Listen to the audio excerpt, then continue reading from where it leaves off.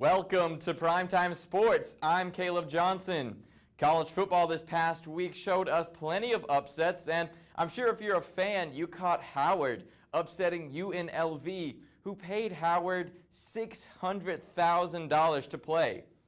Now, Georgia State men's soccer team didn't receive a giant check from Wake Forest, but they did pull off the upset over the second-ranked team in the country. Our own Gawon Bae caught up with Rashid Alarape for him to break down the game-winning goal in overtime.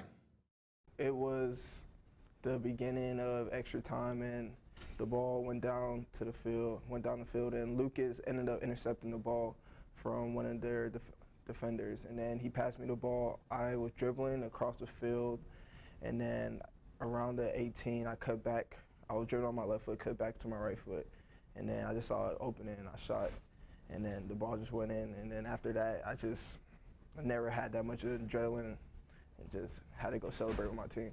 To score the game winner in overtime, like a minute into it, didn't expect that to happen. But going to the Louisville game, it was sort of like oh, can we really be on the field with these guys?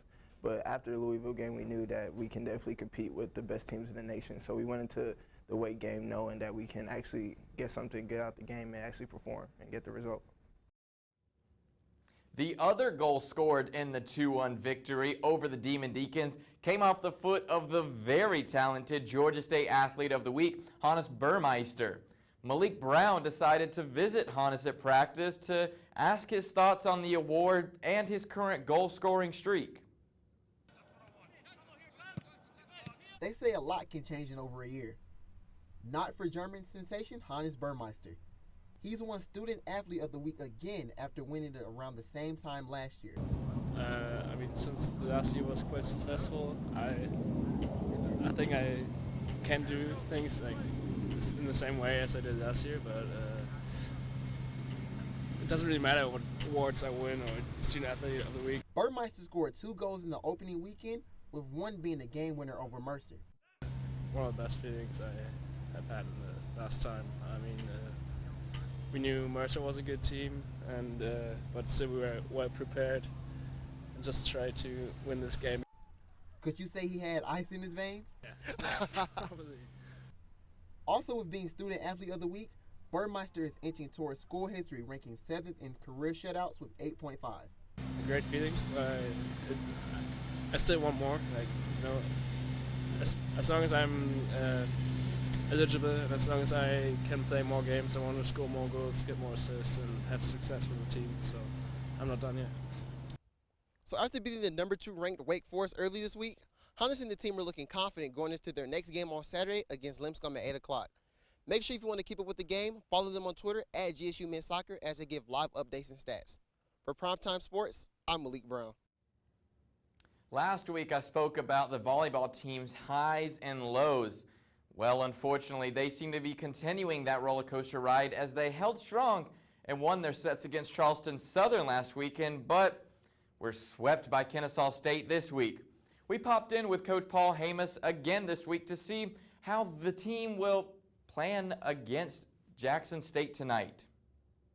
In volleyball, every play ends on an error, and so it's the team that can quickly learn, grow their game, make adjustments that will be the team on top at the end.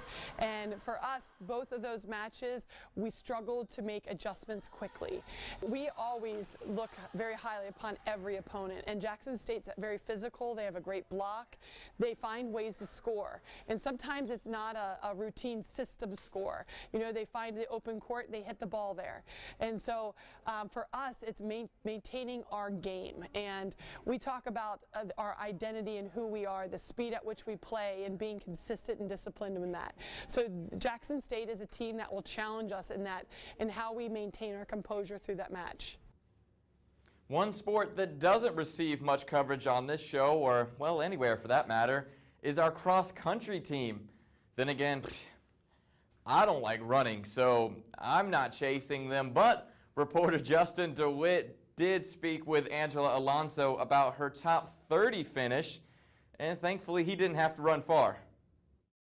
The first meet is always more fun because you don't have this pressure of, oh, I'm really fit, I have to get this time, I have to do my PR. So, well, of course challenging because the first 2K were like, oh my God, I'm not going to finish. Not having that pressure, I really like the experience, and also to see other teams techniques, how they run together as a team, how they do it. The cross-country season was really helpful for track because I had a lot of miles in my body, so I could use them to get faster. But what I learned, and I'm gonna be careful this year, is that the season is really long, so you have to don't peak at the beginning and then go down. The Panther football team has the week off before they face number 4 Penn State in Beaver Stadium. It isn't the ideal team to face trying to come back from a disappointing week 1 loss to Tennessee State. However, there will be something to look forward to when the Panthers come home to Georgia State Stadium in 3 weeks. The crack of the bat. The roar of the crowd. Take me out to the ball game played during the 7th inning stretch.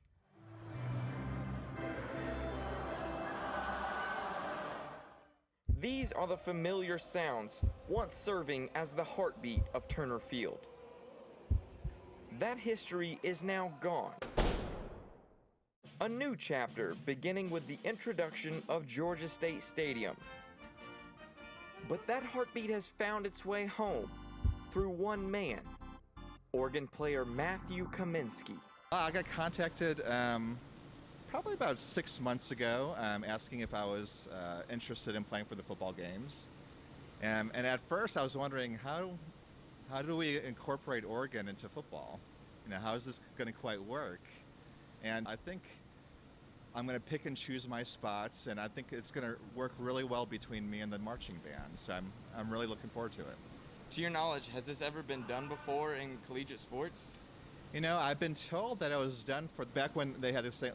Louis Cardinals football team. They had some Oregon being played for that. But as far as college, I think this might be the first time it's happening. When did your love of music begin? Oh, from when I was a kid. I started actually the organ lessons at 5 years old. And my dad always actually played music around the house. He's an accordionist as well. So it started very young. Where would you say that your love of sports began?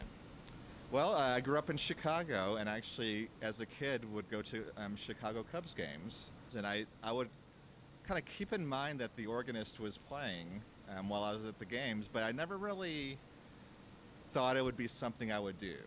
It was just kind of, you know, a cool part of listening to the music at the games. So when I got the job with the Atlanta Braves, it was really something that came unexpected. What are you most looking forward to this fall playing for these games? Well, being a part of the you know, the Panther Nation. You know, I got my bachelor's of music at Georgia State in 2000. I went back and got my master's in 2010, and you know, I really have a close affinity with Georgia State University. So just being a part of it is really cool for me. You know, having it at the old Turner Field is also really cool to kind of keep my roots in this stadium. But I'm really looking forward to really just starting this new tradition with Georgia State football. Listen out for Matthew September 30th when the Georgia State Panthers take on the Memphis Tigers. That will about wrap up today's episode. We mentioned last week all the amazing efforts that have been done to help those affected by Hurricane Harvey.